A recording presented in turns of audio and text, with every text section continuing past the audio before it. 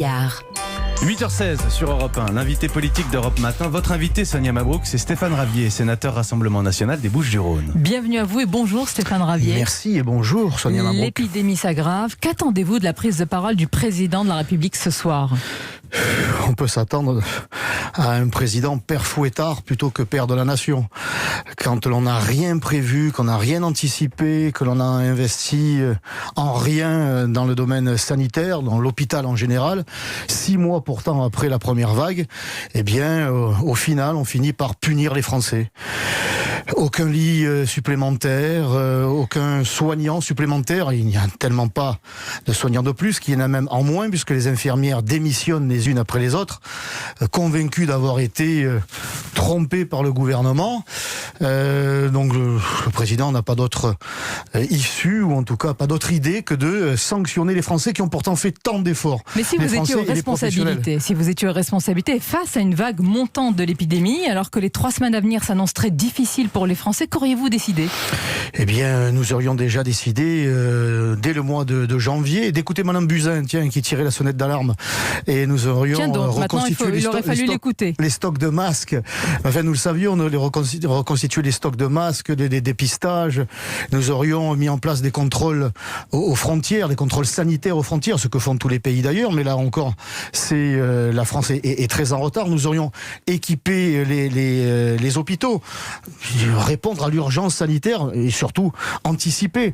Monsieur Ravier, vous auriez équipé par exemple un exemple précis. Vous auriez équipé les hôpitaux de lits de réanimation pour lesquels on sait qu'il faut une formation évidemment pour ces personnels. Comment vous auriez fait avec une baguette magique, une formation express ? Il n'y a pas de baguette magique, il y a juste à anticiper. Gouverner, c'est prévoir. Il fallait donc le faire avant. Ces lits ont été fermés, rappelez-vous, mais ils ont été fermés par un certain monsieur Woerth, qui a lui aussi, ce mouvement aussi à la responsabilité de la situation actuelle. Voilà, que gouverner, c'est prévoir. Rien n'a été prévu. Tellement évolutive. Alors l'une des pistes ce soir qui est sérieuse, c'est un couvre-feu dans certaines villes où l'alerte est maximale. Est-ce que ça vous semble pertinent, potentiellement efficace ? Eh bien, on va ajouter à la crise sanitaire la crise économique. Elle est déjà là. À Marseille, c'est un véritable assassinat assassinat économique auquel s'est livré le ministre de la Santé. C'est plutôt le ministre justement de la fermeture, le ministre de la destruction de la restauration. Le mot est fort, alors qu'on essaye, semble-t-il en tous les cas, de protéger les Français et d'éviter qu'ils rentrent en réanimation, voire pire. On ne protège pas les Français en ajoutant à la crise sanitaire une crise économique. Car lorsque le pays sera appauvri, on aura encore moins les moyens d'investir dans les hôpitaux et dans la santé publique. Donc il ne faut pas fermer les bistrots, il faut ouvrir des lits dans les hôpitaux. On vous entend sur ce point, même si Olivier Véran précise qu'il n'y aura pas moins de 12 000 lits de réanimation. On peut monter, en tout cas ils sont mobilisables, mais vous dites que ce n'est pas assez. Mais sur le couvre-feu, en principe, ça doit empêcher les fêtes privées, les réunions familiales, passer une certaine heure. Est-ce que ça vous semble efficace, en tous les cas pour les plus jeunes ? Le couvre-feu, on en est là aujourd'hui. C'est encore une décision possible, pas encore certaine, mais on s'en rapproche. Une décision punitive. Les Français vont être punis, les professionnels, le monde économique va être mis en difficulté. Plus encore, mais je serais curieux de voir comment on va faire respecter ce couvre-feu. Prenons l'exemple de Marseille. Un couvre-feu à Marseille, ça vous semble à Marseille comme ailleurs, possible? Vous connaissez bien la ville, c'est pour ça que je pose la question sur Marseille. Les seront traqués comme le gouvernement sait si bien le faire. On se rappelle les déclarations du préfet l'allemand à Paris qui n'hésite pas à verbaliser les Parisiens qui auraient oublié de porter le masque.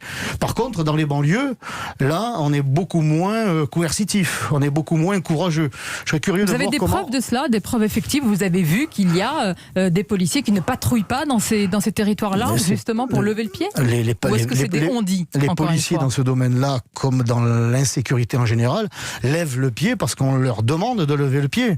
On exige d'eux qu'ils lèvent le pied pour ne pas que les quartiers s'enflamment, pour qu'il n'y ait pas de dérapage. Il y a toujours 2 poids 2 mesures dans ce pays. Il y a les Français qui sont honnêtes, travailleurs et qui sont traqués. Et puis il y a les crapules qui, elles, pendant le confinement et pendant l'éventuel couvre-feu, continueront, en tout cas par tous les moyens, leur trafic. Monsieur Rabier, vous dites que les Français sont traqués, mais en appeler à la responsabilité individuelle des Français, demander de limiter les réunions familiales, de tous faire un effort collectif, ça vous paraît vraiment si aberrant Mais c'est ce qui a été fait. Les Français, en général, les Marseillais en particulier, ont consenti des efforts. Vraiment. Nous avons tous des scènes, évidemment, et on peut les comprendre aussi de ces jeunes qui ont envie de rencontrer leurs amis. Vous avez tous vu vous-même, je suppose, à Marseille, ces scènes le soir, etc. Ça vous a pas heurté, frappé l'esprit dans une telle situation? Écoutez, le gouvernement nous a fait savoir qu'il fallait prendre des mesures, mais qu'il fallait aussi soutenir l'activité économique, que l'on pouvait prendre des vacances en restant en France. C'est ce que les Français ont fait, en portant un masque, en essayant d'appliquer cette distanciation. À l'impossible, nul n'est tenu, mais s'il y avait eu en amont les tests, s'il y avait eu les masques, s'il y avait eu les moyens dans les hôpitaux, mais ce sont toujours les Français qui doivent faire des efforts, pendant que le gouvernement, lui, ne tire aucun enseignement de la catastrophe du mois de mars. Mais est-ce que pour autant il y a un microclimat sanitaire à Marseille, jusqu'à aller imaginer un conseil scientifique spécifiquement pour Marseille, n'est-ce pas renforcer la défiance qui se répand dans notre pays? Non, mais ça c'est une idée médiatique pour faire le buzz de la part de la deuxième adjointe, qui aurait voulu tellement être Samia première, Ghali. Madame Ghali. Il n'y a pas de conseil scientifique communal à mettre en place, parce qu'autrement ça va être la cacophonie. Il faut de la prévention, il faut des explications et soutenir le monde économique et non pas l'assassiner. Sur le plan de la sécurité à présent, Stéphane Ravier, cette nuit, malheureusement, un policier a été percuté dans l'Essonne par une voiture alors qu'une patrouille voulait effectuer un contrôle. Ils sont devenus des cibles vivantes, les policiers. Oui, l'uniforme ne fait plus peur. C'est effectivement devenu une cible, et pas seulement l'uniforme du policier, d'ailleurs aussi du pompier, l'uniforme de l'employé des télécoms, tout ce qui représente en fait la France. Il y a une haine anti-flic, il y a une haine anti-française, un racisme anti-français.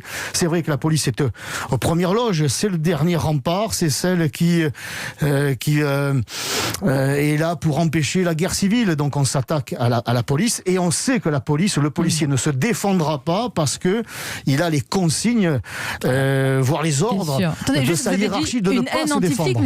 Un racisme anti-français, quel rapport avec les attaques par rapport aux policiers? Parce que la police incarne, je dirais, la République, elle incarne la France, elle est le dernier rempart. Quelles que soient les origines du policier, donc c'est l'uniforme qui est visé. Pardon? Quelles que soient les origines du policier, donc c'est l'uniforme qui est visé. Parce que l'uniforme de la police représente la France, elle représente l'ordre républicain, et c'est à ça que l'on veut s'attaquer. Et le policier, en plus, est désarmé moralement, il sait qu'il ne peut pas utiliser son arme qu'il a pourtant à la ceinture. Par qui est-il désarmé moralement? Par sa hiérarchie, qui elle-même tient des ordres du préfet, qui lui tient les ordres du ministre. Pas de vagues.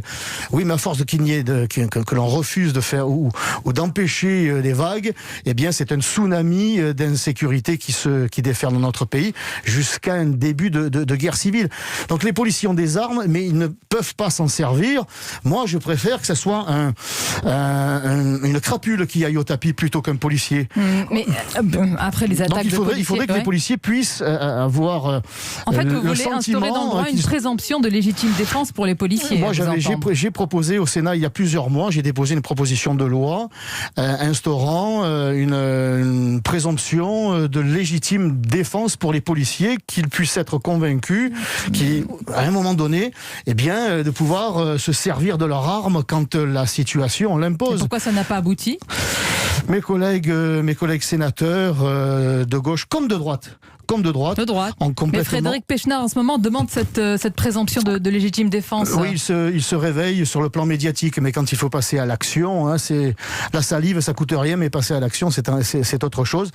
Eh bien, mes collègues, les amis de Monsieur Pechnard, ont totalement ignoré cette proposition de loi qui est pourtant du bon sens. Après les attaques de policiers à Herblay, l'attaque du commissariat à Champigny, les syndicats de policiers sont reçus demain par le président de la République. Est-ce que c'est une marque de soutien au plus haut niveau? Oui, à chaque fois, ils sont reçus. À chaque fois qu'il y a un problème. Pas à l'Élysée, à l'Élysée, ils n'ont pas été reçus depuis le début du quinquennat, ils le demandaient. Le président ou le ministre, quel que soit le ministre, qui se succèdent, on les reçoit, on les cajole, on leur fait des promesses et qui ne viennent jamais. Ils sont à bout de force là. Les policiers sont à bout de force, et pas seulement physiquement, moralement, ils n'en peuvent plus. Et il est temps de leur donner les moyens, j'allais dire moraux, mais aussi financiers, matériels. Gérald Darmanin a proposé une prime pour ce qu'on appelle les nuiteux, les fonctionnaires de nuit. C'est une première réponse selon vous? Oui, les nuiteux qui perçoivent 97 centimes de plus à l'heure que leurs collègues de jour, ce qui est un véritable scandale. Il leur faut aussi des hommes, des femmes, car ils ne sont pas assez nombreux.